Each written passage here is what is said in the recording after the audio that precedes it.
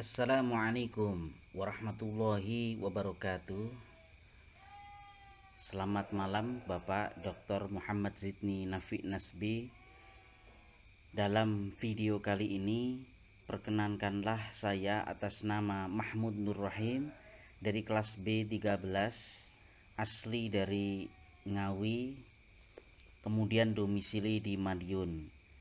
Dalam video kali ini kami akan mempresentasikan mengenai seluk-beluk hukum Islam dalam teori usul fikih.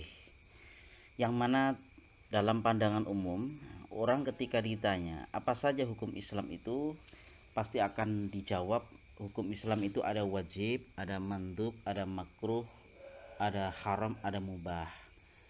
Padahal dalam teori usul fikih yang kita pelajari, hukum itu ada wujub dan seterusnya. Maka dari itu kami dalam video kali ini akan menjelaskan teori usul fikih mengenai seluk-beluk hukum Islam. Sebelum kita mengulas hukum-hukum dalam teori usul fikih, telah kita tahu bahwa dalam kitab-kitab fikih seperti Lataiful Isyarat atau Al-Waraqat, di sana disebutkan bahwasanya al-fiqhu huwa ma'rifatul ahkamis syar'iyyah allati tariquha al-ijtihad. Secara istilah, secara terminologi, fikih adalah memahami hukum-hukum syariat yang bersifat implikasi dengan cara berijtihad. Nah, dalam kali ini kita akan mengulas apa itu hukum. Karena di sini disebutkan dalam redaksinya al-fiqhu huwa ma'rifatul ahkam, mengetahui hukum-hukum syariat.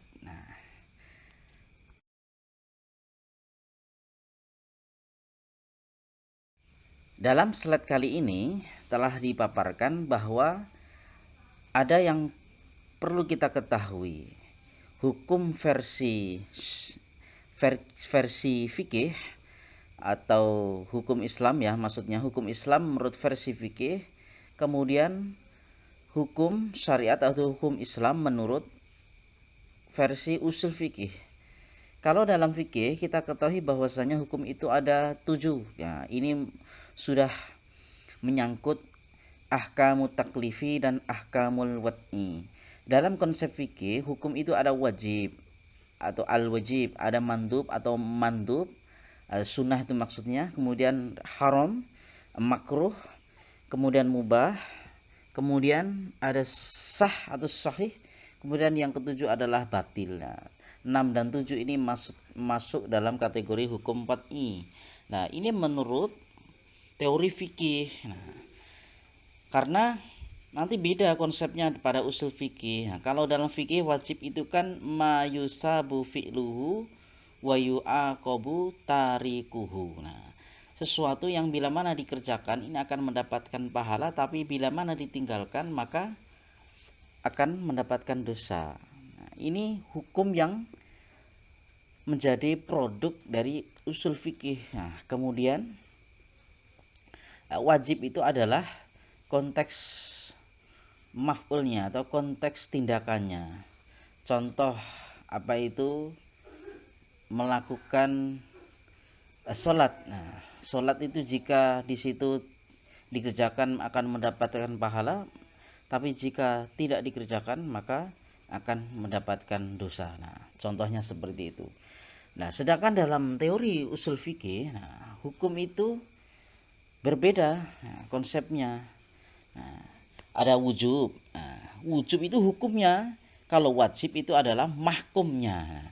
Nanti dalam slide selanjutnya akan kami jelaskan. Tapi untuk menjembatani pemahaman kita bahwa hukum fikih adalah produk dari usul fikih.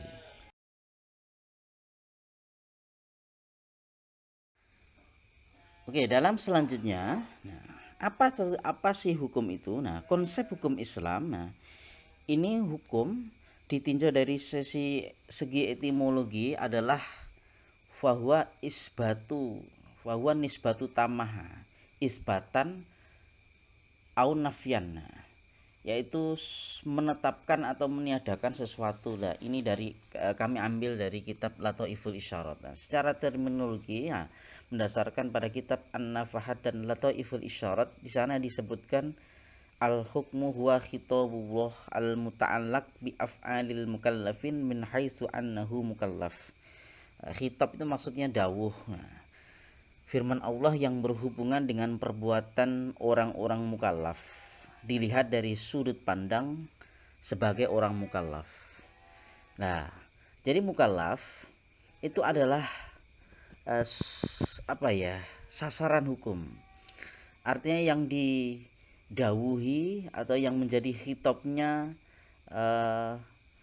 kalamullah, nah, yang berhubungan dengan perbuatan-perbuatan orang mukallaf itu sendiri. Yang mana mukallaf itu telah kita ketahui bahwasanya al-mukallafu wal muslimul baligul aqil. Orang yang Islam yang sudah balik kemudian berakal. Nah, maka ketika tiga aspek ini terpenuhi, maka dia pantas mendapatkan gelar mukallaf. Nah, mukallaf yang menjadi subjek di sini dalam rukun hukum. Nah, di sini al-hakim itu artinya yang memberikan hukum, artinya yang menghukumi, yaitu siapa? Yaitu Allah sendiri. Kemudian al-mahkum alaih, ya, mahkum alaih itu yang di sini yang dimaksud adalah mukallaf, nah, yang dihukumi. Kemudian yang dihukumi, nah, orang yang dihukumi itu namanya mahkum, kemudian yang dihukumi, nah, tindakannya itu namanya mahkum fi atau perbuatan mukallaf itu.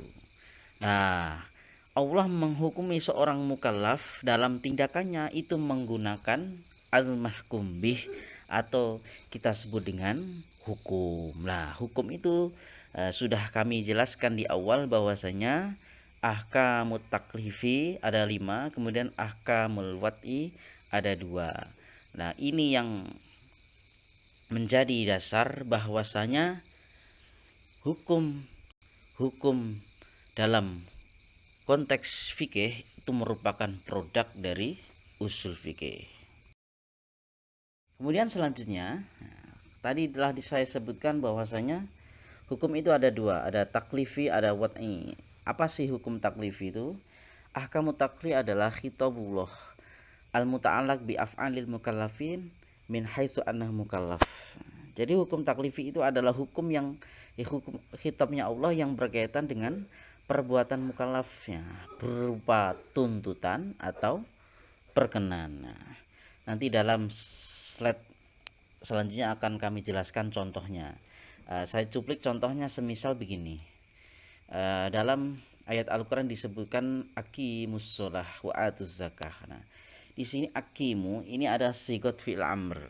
Nah, nanti dalam pembahasan selanjutnya dalam konsep usul fikih disebutkan bahwasanya mutlaqul amri al-wujub. Nah, di sini adalah contoh dari hukum taklifi ya. Kemudian hukum fatwi. Hukum fatwi itu adalah hukum Allah yang berkaitan dengan suatu sabab. Mayakunu bikauni sababan au sarton au mani'an au sohikan au fasidan. Nah, contoh semisal seperti ini. Dikatakan sebab, contoh semisal kita itu merusak, semisal merusak barang atau doror, karena sebab kita itu merusak atau sebab kita itu doror, maka kita mendapatkan konsekuensi. Lah, ini yang disebut dengan hukum wada' atau hukum wad'i.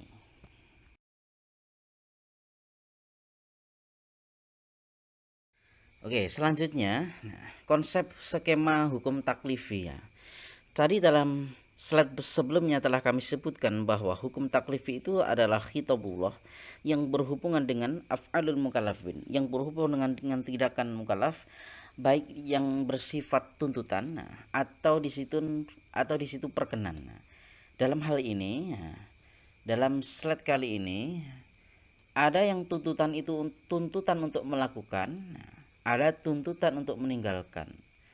Nah, tuntutan untuk melakukan dengan tuntutan yang kuat, nah itu menjadi wujub.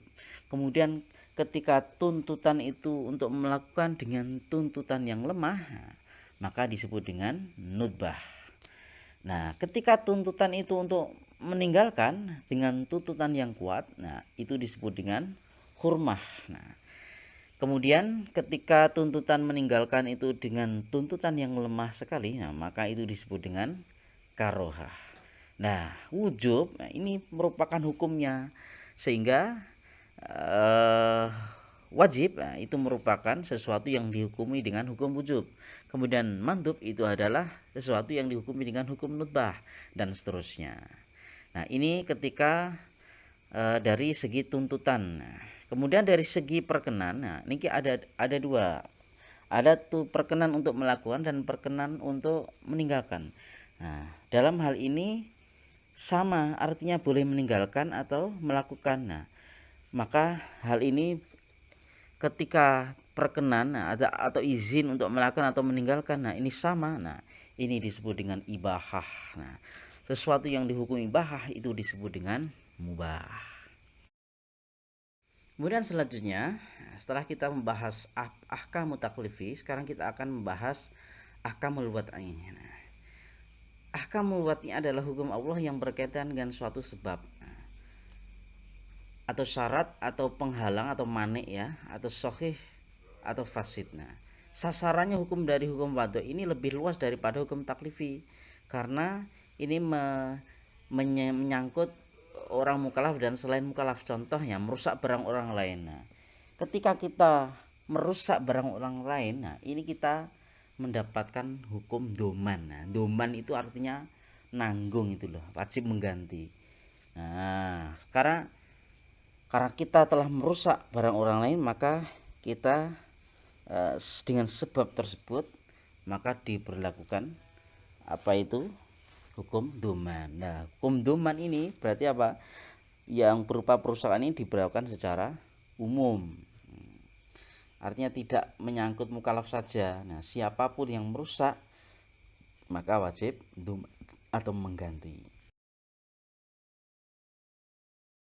Lantas dalam slide selanjutnya, nah ketika kita sudah mengetahui konsep-konsep atau seluk-beluk hukum dalam teori usul fikih, maka kita bisa mengklaim hukum-hukum syariat itu ada dua. Pertama dari hukum taklifi itu ada wajib, mandub, mubah, makruh tanzih, makruh tahrim, khilaful aula dan haram. Kemudian ahkamul wad'i ada syarat atau sabab, kemudian manik, sahih dan fasid. Nah, ini kalau saya terangkan secara singkatnya, wajib itu adalah mayusabu fi'luhu, mayusabu fa'iluhu, wa yu'aqabu tarikuhu.